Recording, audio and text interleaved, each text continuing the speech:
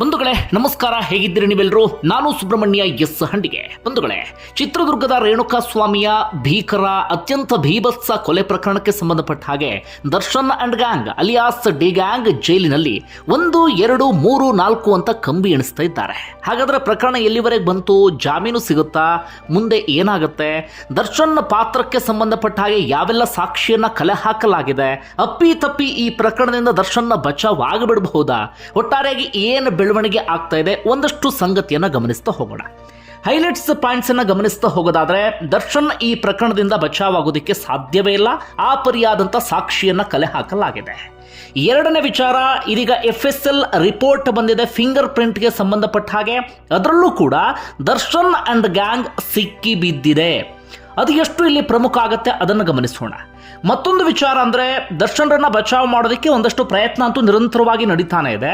ಇದೀಗ ದರ್ಶನ್ರಿಗೆ ಒಂದು ಷರತ್ತನ್ನು ವಿಧಿಸಲಾಗಿದೆಯಂತೆ. ಪವಿತ್ರ ಗೌಡಳಿಂದ ದೂರ ಇರಬೇಕು, ಆಗ ಮಾತ್ರ ನಿನ್ನ ಸಹಾಯಕ್ಕೆ ನಾವು ಬರ್ತೀವಿ ಅಂತ ಹೇಳಿ ಇದಕ್ಕೆ ದರ್ಶನ್ ಕೂಡ ಒಪ್ಪಿಗೆಯನ್ನು ಸೂಚಿಸಿದ್ದಾರಂತೆ. ಈ ಎಲ್ಲ ವಿಚಾರವನ್ನು ಕೂಡ ಒಂದೊಂದಾಗಿ ಗಮನಿಸ್ತಾ ಹೋಗೋಣ. ಇದೆಲ್ಲವನ್ನು ಕೂಡ ಆರಂಭಿಸೋಕೆ ಮುನ್ನ ಒಂದು ವಿಚಾರವನ್ನು ಪ್ರಸ್ತಾಪ ಮಾಡಬೇಕು, ಯಾಕಂದ್ರೆ ಪ್ರಸ್ತಾಪ ಮಾಡಲೇಬೇಕಾದಂಥ ಅನಿವಾರ್ಯತೆ ಇದೆ. ಬಂಧುಗಳೇ, ಈ ಪ್ರಕರಣದಲ್ಲಿ ರೇಣುಕಾ ಸ್ವಾಮಿ ಅಂದರೆ ಸಾವನ್ನಪ್ಪಿದಂಥ ರೇಣುಕಾ ಸ್ವಾಮಿ ಹೇಗೆ ಹುತಾತ್ಮನಲ್ಲವೋ ಅದೇ ರೀತಿಯಾಗಿ ಕೊಲೆ ಪ್ರಕರಣದಲ್ಲಿ ಭಾಗಿಯಾದಂಥ ದರ್ಶನ್ ಮಹಾತ್ಮನಲ್ಲ. ನಾವು ಅರ್ಥ ಮಾಡ್ಕೊಳ್ಬೇಕಾಗಿರುವಂಥ ವಿಚಾರ ಇದು.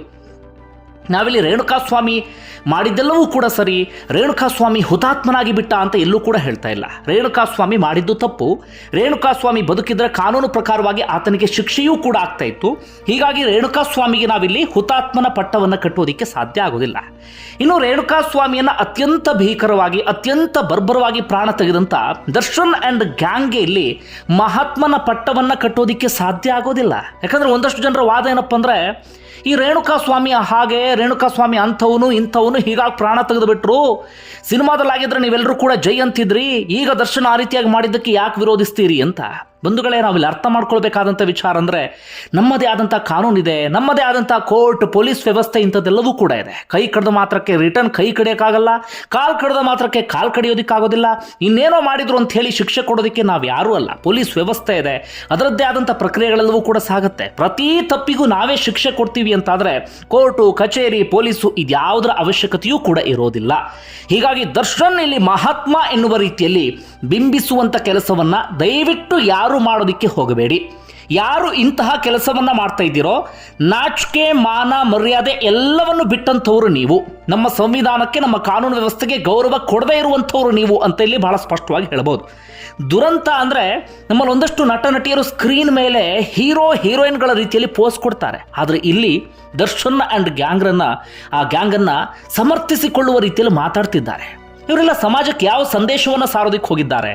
ಇವರೆಲ್ಲ ಏನು ಮಾಡೋದಕ್ಕೆ ಹೋಗಿದ್ದಾರೆ ಗೊತ್ತಾಗ್ತಿಲ್ಲ. ಇವರೆಲ್ಲರೂ ಕೇವಲ ಸ್ಕ್ರೀನ್ ಇರುತ್ತಲ್ಲ, ಅಲ್ಲಿ ಮಾತ್ರ ಹೀರೋ ಹೀರೋಯಿನ್ಸ್ಗಳು. ಅದರ ಆಚೆಗೆ ಸಮಾಜದ ಬಗ್ಗೆ ಕಿಂಚಿತ್ತು ಕಾಳಜಿ ಇಲ್ಲ, ಸಮಾಜದ ಬಗ್ಗೆ ಸ್ವಲ್ಪವೂ ಕೂಡ ಯೋಚನೆ ಇಲ್ಲ.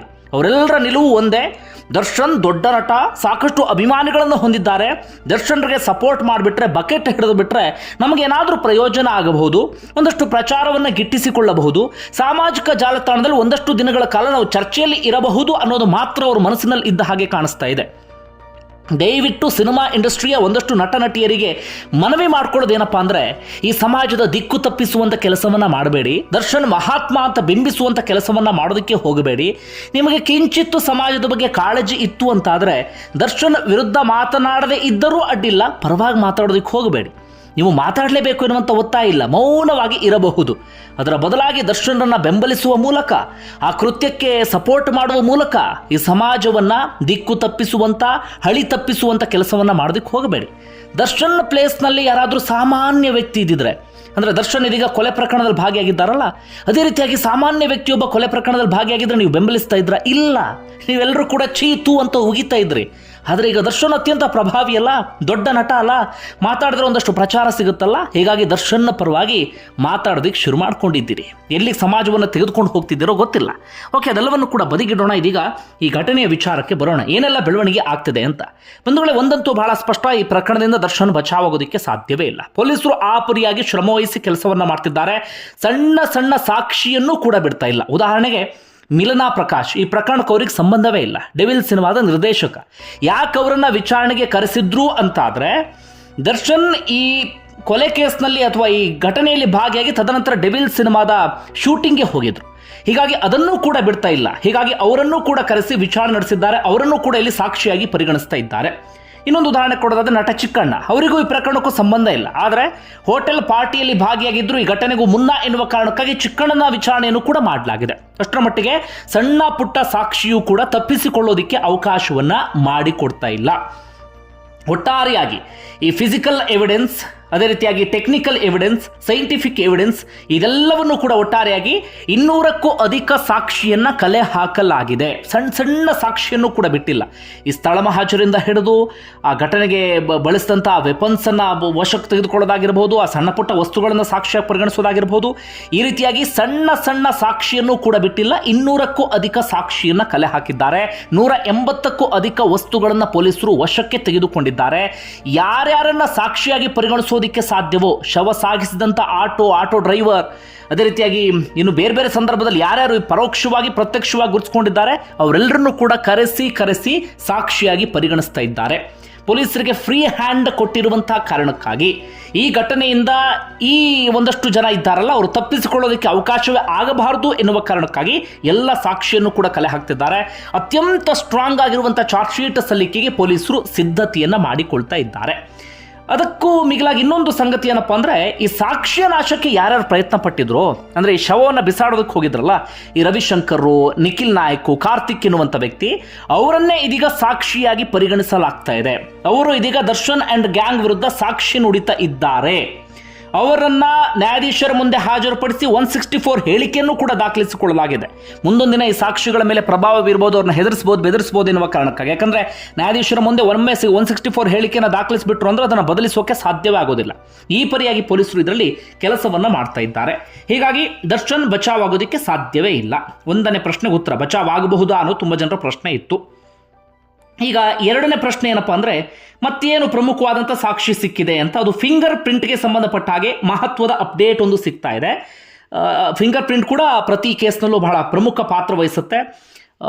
ಫಿಂಗರ್ ಪ್ರಿಂಟನ್ನು ಪೊಲೀಸರು ಸಂಗ್ರಹಿಸುವಂಥ ಕೆಲಸವನ್ನು ಮಾಡಿದರು. ಈ ದರ್ಶನ್ನಿಂದ ಹಿಡಿದು ಒಟ್ಟು 17 ಆರೋಪಿಗಳು ಯಾರಿದ್ದಾರೆ ಅವರ ಫಿಂಗರ್ ಪ್ರಿಂಟನ್ನು ಸಂಗ್ರಹಿಸಿದ್ರು.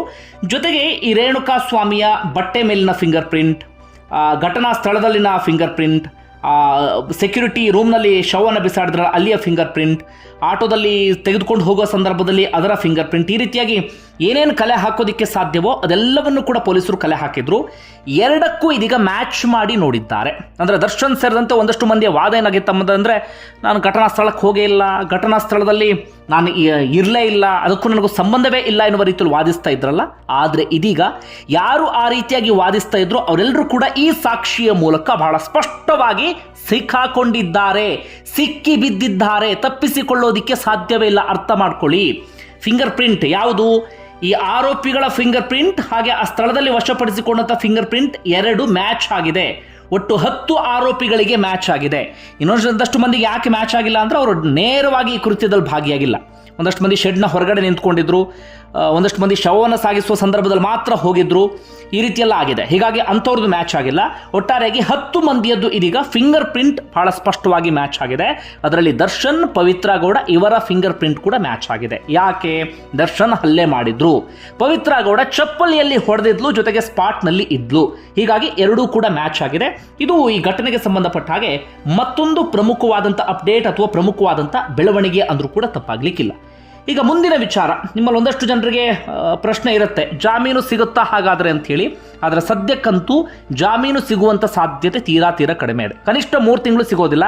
ಚಾರ್ಜ್ ಶೀಟ್ ಸಲ್ಲಿಕೆ ಮಾಡಿದ ಬಳಿಕವೂ ಕೂಡ ನನ್ನ ಪ್ರಕಾರ ಒಂದು 6 ತಿಂಗಳು ಸಿಗೋದು ಬಹಳ ಕಷ್ಟ. ಯಾಕಂದರೆ ಚಾರ್ಜ್ ಶೀಟ್ ಅಷ್ಟೊಂದು ಸ್ಟ್ರಾಂಗ್ ಆಗಿ ಕೋರ್ಟ್ಗೆ ಸಲ್ಲಿಕೆ ಮಾಡೋದಕ್ಕೆ ಈಗಾಗಲೇ ಪೊಲೀಸರು ಸಿದ್ಧತೆಯನ್ನು ಮಾಡಿಕೊಳ್ತಿದ್ದಾರೆ.